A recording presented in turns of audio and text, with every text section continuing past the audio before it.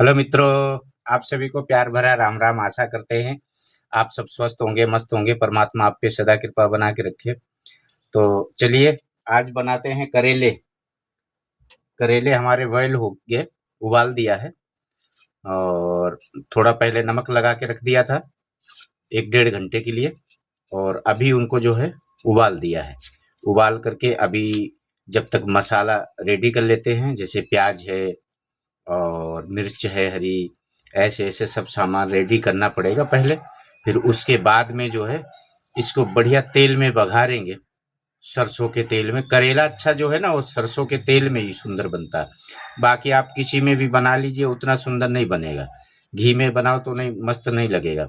इसके लिए सरसों का तेल, प्योर मास्टर ऑयल, इसके अलावा कोई तेल इसमें खपता नहीं है। और आज आपको दिखाएंगे कि किस प्रकार से हम जो है भोजन बनाते हैं और कैसे साधु का जीवन होता है। ये सब आपको दिखाने के उद्देश्य से बना रहे हैं वीडियो। और हालांकि मैं तो वैसे प्रवचन पे वीडियो बनाता हूँ, पर ये सब आपको दिखाने के लिए। जैसे बहुत से लोग बोलते हैं कि साधु जीवन बहुत सरल जीवन है, तो उनको ये सब बताने के लिए कि इतना कुछ पापड़ बेलने पड़ते हैं, इसमें कितना पापड़ बेलना पड़ता है, तब जा कर के साधु जीवन का गुजारा हो पाता है। और हालांकि इसमें अपना व्यक्तिगत कुछ भी नहीं होता है। अच्छा, अभी जैसे ये प्याज साफ कर लिया है।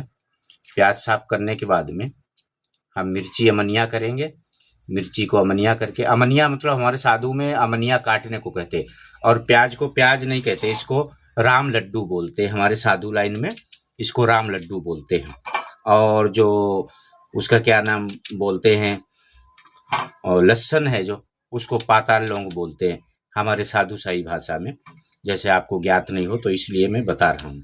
अच्छा, नमक को रामरस बोलते हैं। ये सब मसालों के नाम है। दाल को बैकुंठी। ऐसे बाई चांस आप कहीं किसी साधु के पास जाएं तो आपसे भूल नहीं हो, कोई कोई साधु जो है ना, नमक को डायरेक्ट नमक बोल दोगे तो नाराज हो जाते हैं। तो इसलिए मैं जो है, मेरा कहने का मतलब है कि आप लोग जो भूल नहीं करें, है ना। इसीलिए हमारा यही तात्पर्य है आपको बताने का। तो ये हो गया राम लड्डू। जो आपके सामने हम प्याज को अमनिया कर रहे हैं। अमनिया मतलब काटना। साधु को डायरेक्ट काटने को नहीं बोलते, अमनिया बोलते हैं। तो देखिए, अभी जो है आपके समक्ष सब तैयार करेंगे और बहुत बढ़िया तरीके से। अभी पहले मसाला तैयार कर लेते हैं, उसके बाद में जो है आपके सामने ही चालू करेंगे प्रोग्राम।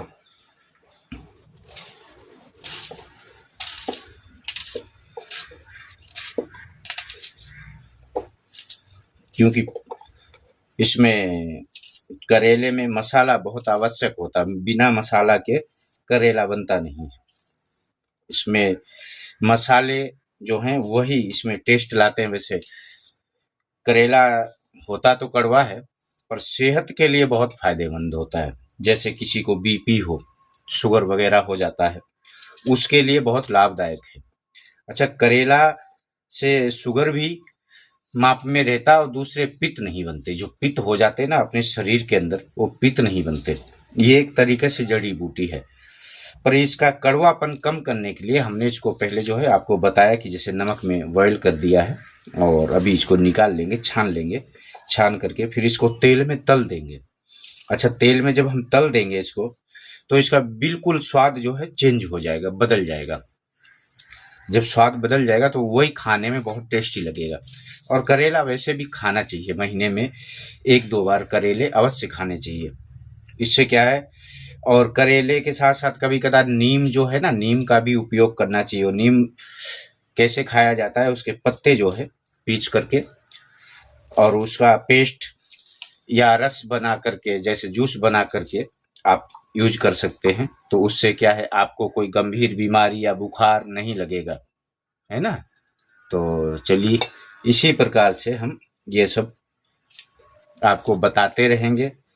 किन किन चीज़ों से आपको लाभ हो सकता है, क्या क्या फायदे हैं, शरीर के लिए क्या आवश्यक है, ये सब हम आपको बताते रहेंगे। अब ये तो आपको बनने के बाद में ही हम आपको दिखाएंगे। और अभी तैयार कर दिया है, जैसे आपको बता दिया है, करेलों को तलेंगे हम। क्योंकि तले बिना करेले हमारे जो है खराब हो सकते हैं। बिना तले करेला खराब हो जाता है, कड़वापन रह जाता है। तो अभी ये मिर्ची अमनिया कर रहा हूँ। अब मिर्ची इर्ची अमनिया करके फिर जो है बाद में आपके सामने हम इस प्रकार से सब्जी बनाएंगे करेले की, जो बहुत सुंदर होने वाली है। और ऐसी सब्जी बनाता हूँ दोस्तों, आप उंगलियां चाटते रह जाएंगे। कभी आपको खाना हो तो हमारे आश्रम पे आ जाए। हमारा आश्रम का पता है काकवाड़ा, उत्तर गुजरात, श्री अमीरगढ़, तालुका अमीरगढ़, बनासकांठा। तो आप लोग पधारे, आप सभी का स्वागत है। तो अभी ये काम आरंभ हो गया है। फिलहाल अब इसमें ज़्यादा समय नहीं लेंगे और वीडियो हम ज़्यादा लंबा नहीं कर सकते हैं, तो इसीलिए क्षमा चाहते हैं। आपको बता दिया इस प्रकार से, यदि घर में खाएं, करेला कड़वा लगता है तो इस प्रकार से आप खा सकते हैं। अब इसको तल लेंगे। तलने से क्या होता है, हमारा करेला जो है अच्छा हो जाता है, उसमें